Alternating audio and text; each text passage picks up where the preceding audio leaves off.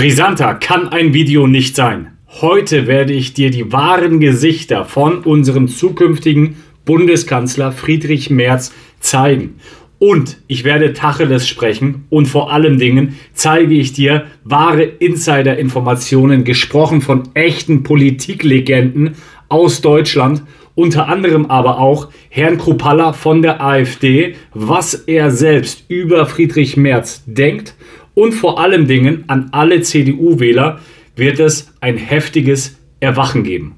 Und so einen Menschen kann man einfach nicht nochmal wählen. Nie wieder. Auf gar keinen Fall. Das finde ich ganz erschreckend. Schau dir selber mal an, was hier abgeht. Und am Ende des Videos werde ich dir noch einen absoluten Insider geben, den du wahrscheinlich so noch nicht gesehen hast. Schau dir das Video von Anfang bis Ende an, damit du alle Informationen, alle Insider-Informationen mitbekommst. Dieses Video muss geteilt werden. Los geht's. Ich habe das gehört, dass auf den Kanälen der AfD und auf TikTok-Kanälen hier die Behauptung aufgestellt wird, wir würden uns an das Geld der Sparer heranmachen. Also das ist nicht nur grober Unfug, das ist eine vorsätzliche Unwahrheit. Das ist wirklich glatt gelogen, was da behauptet und verbreitet wird. Aber dann auch privates Kapital zur Verfügung stellen. Das ist nicht nur grober Unfug, das ist eine vorsätzliche Unwahrheit, dass die Infrastruktur in Deutschland ausgebaut werden kann. Das ist wirklich glatt gelogen. Liebe Freundinnen und Freunde, ich habe mir die Zahlen mal angeschaut. Auf den deutschen Konten, Sparkonten und laufenden Girokonten liegen 2,8 Billionen Euro. Das ist wirklich glatt gelogen. Stellen Sie sich mal einen kurzen Augenblick vor, wir wären in der Lage, davon nur 10% zu mobilisieren. Das ist wirklich glatt gelogen. Mit einem vernünftigen Zinssatz für die öffentliche Infrastruktur in Deutschland, für den Ausbau dessen, was wir in der Bildung, im öffentlichen Sektor, in der gesamten Infrastruktur unseres Landes brauchen. Das ist wirklich glatt gelogen. Es fehlt uns nicht an Kapital. Es fehlt uns an den vernünftigen Instrumenten, dieses Kapital so zu mobilisieren, dass es einem gemeinsamen Zweck unseres Landes zugutekommt. Das ist wirklich glatt gelogen. Enteignung sollte ein Begriff sein. Ganz heftiges Thema. Jetzt direkt die nächste Enthüllung, wenn du es noch nicht mitbekommen hast. Und dann geht es direkt weiter. Es ist so heftig. Guck dir das mal an. Er schützt sogar Verbrecher, international gesucht. Wir haben in der Tat gestern Abend telefoniert. Er hat mich angerufen, mir gratuliert. Sie wissen, dass wir uns gut kennen.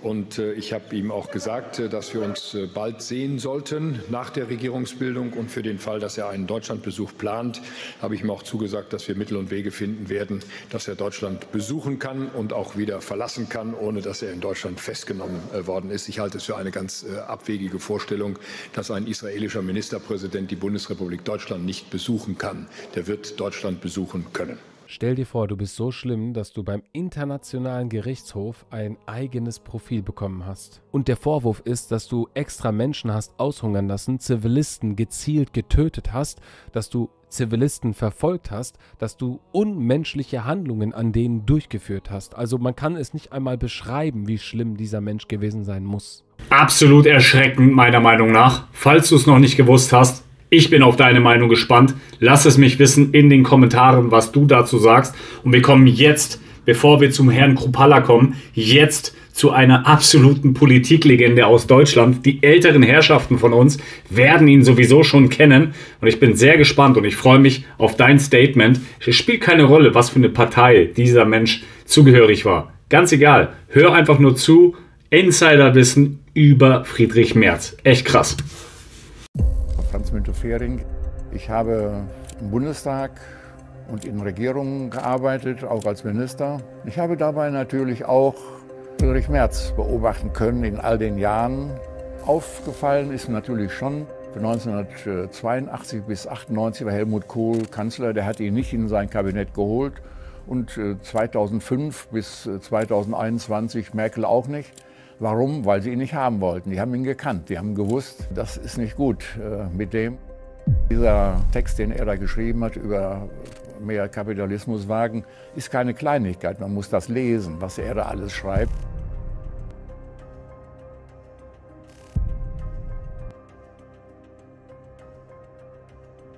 Er redet nicht darüber, wie er die Chancen für die Schwächeren verbessert, sondern er findet sich damit ab.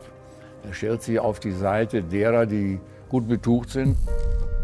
2005, 2006 mag das gewesen sein, als er in der Fraktion bei der Union, bei Merkel keine so große Rolle spielte, war er immer stärker in Nebentätigkeiten unterwegs. Dann hat sich das Finanzamt auch eingeschaltet dabei und die haben gesagt, naja, du musst uns aber jetzt auch sagen, wen du alles als Nebeneinkünfte hast, und es muss auch klar sein, dass du wenigstens die Hälfte deiner Arbeitszeit in den Beruf des Abgeordneten investierst. Was hat Merz getan? Er hat sich nicht gebessert da, sondern er ist aus dem Bundestag ausgeschieden, hat er gar nicht mehr kandidiert.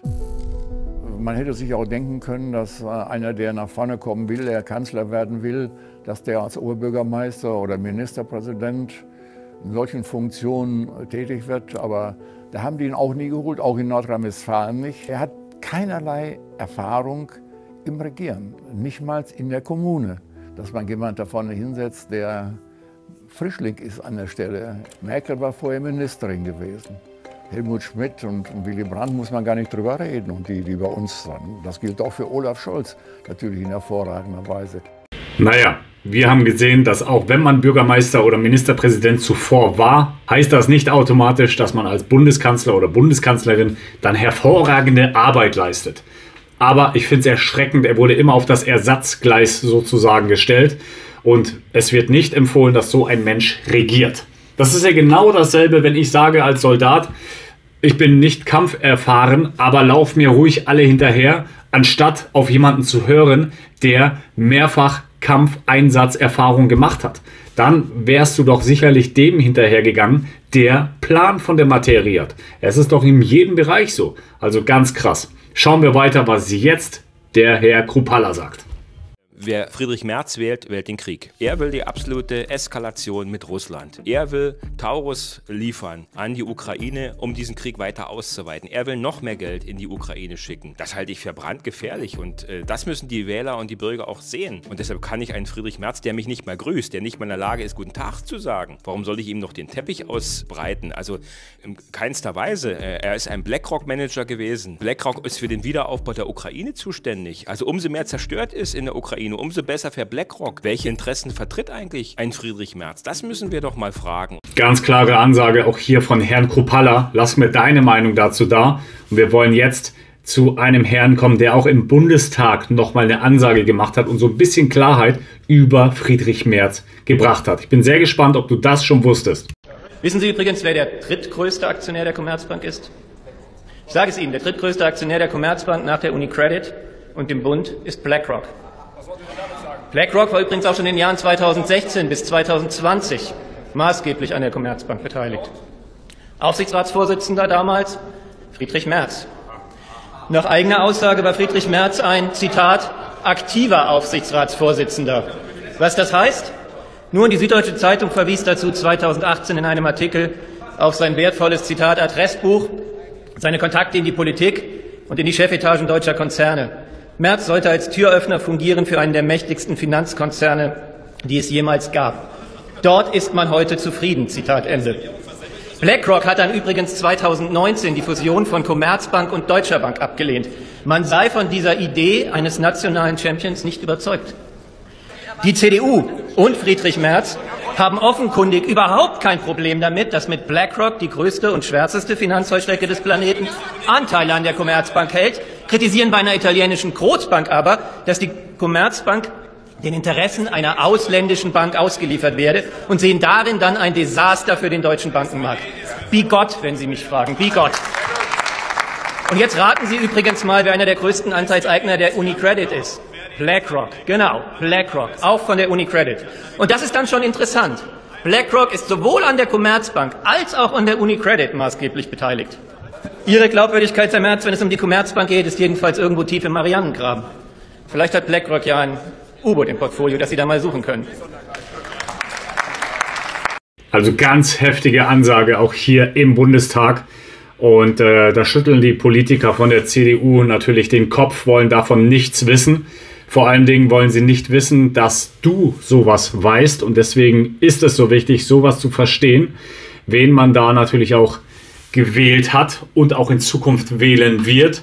Nichtsdestotrotz bin ich der Meinung, wir sollten alles hinterfragen, auch die AfD natürlich, alle Politiker. Und zum Ende jetzt diesen Videos werde ich dir Ernst Wolf zeigen. Seine Worte, ganz kurzer Ausschnitt. Ich danke dir für deine Zeit und wenn du ihn noch nicht kennst, solltest du dir mehr über Ernst Wolf reinziehen. Ganz entspannt hier auf YouTube, denn das ist wirklich richtig crazy. Wenn du das zum ersten Mal hörst, wirst du es wahrscheinlich auch gar nicht glauben. Und das, was der Bauer nicht kennt, frisst er nicht. Diesen Spruch kennst du. Und dementsprechend nimm dir die Zeit.